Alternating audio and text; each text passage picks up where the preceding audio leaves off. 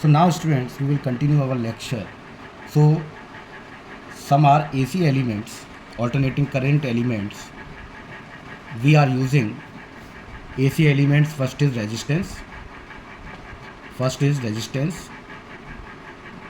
and it is represented by this symbol, and that is R, capital R.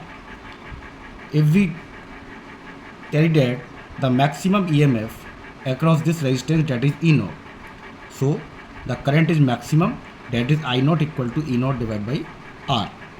Okay students, if we take resistance and the EMF across, that is the value of instantaneous EMF, and that is E,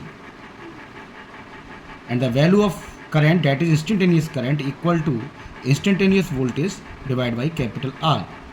So here in case of AC current, in case of DC current, resistance allows both currents. Resistance allow both AC and DC. This is second element, that is inductor, and it is represented by, that is L. This is called self-inductance, and the formula for EMF, that is E equal to minus L di upon dt. This is EMF induced, this is instantaneous current. When this current starts increasing, then a current is induced inside a coil, and this current just oppose the increasing of current. So now it means this current, when the current starts changing, it means that is AC current, and it just oppose the AC current.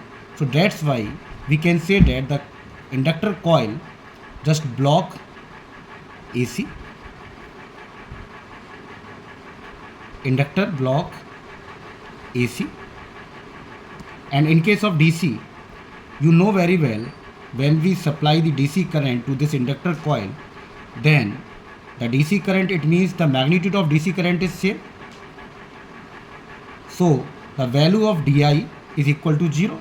If value of DI equal to 0, then EMF induced equal to 0. If EMF induced equal to 0, then no opposition for the DC current. That's why this allow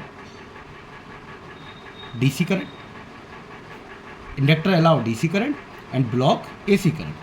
In case of third element, that is capacitor, when we connect this capacitor from a DC voltage source, then this is positive, this is negative. If this positive plate is connected with the plate of capacitor, that makes it is capital, it means positive, and this negative plate connect with the second plate of the capacitor, then it makes it is negative. But with the potential of this positive plate and the potential of the first plate of the capacitor, if the potential are same, then the charge is moving, then charge stops moving. When the potential of negative plate of capacitor and negative of battery source, if potential is same, then charge stops. Then we can say that if charge stops, then no current is flow. So in case of DC source, in case of DC current, capacitor allow or stop or block. In case of DC current, capacitor, it means block DC, capacitor block DC.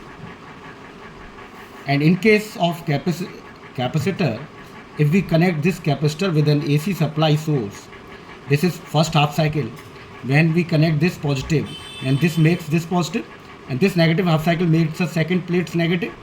After interchanging, after completing the first half cycle, then it makes source is, that is negative, that is positive. This negative makes this negative, and this makes it is positive. So current starts continuously flow.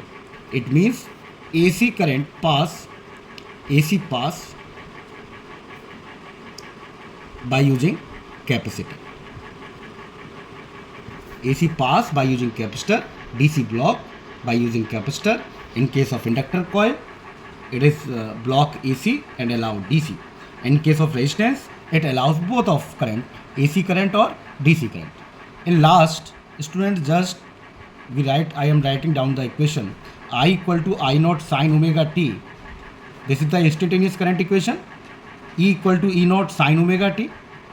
This is the EMF of instantaneous EMF equation, and this is the sine wave equation. Sine wave equation.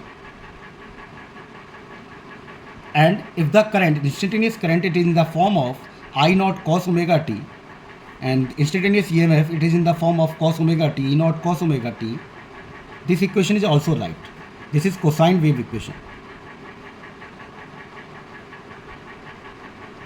These both equations, sine wave equations or cosine wave equations, are for AC current. Why these are for AC current? Because after fixed time interval capital T, this sine wave is repeated, and in case of cosine wave, after a fixed time interval, this cosine wave is repeated. So that is the difference between AC current and the variable current. In case of variable current having the magnitude is increasing or decreasing at any time. But in case of alternating current, in sine wave or cosine wave, it is repeated again and again after fixed interval of time. That's why we use alternating current in place of variable current. In our next lecture, we find out the mean or average value of the current. Thank you very much.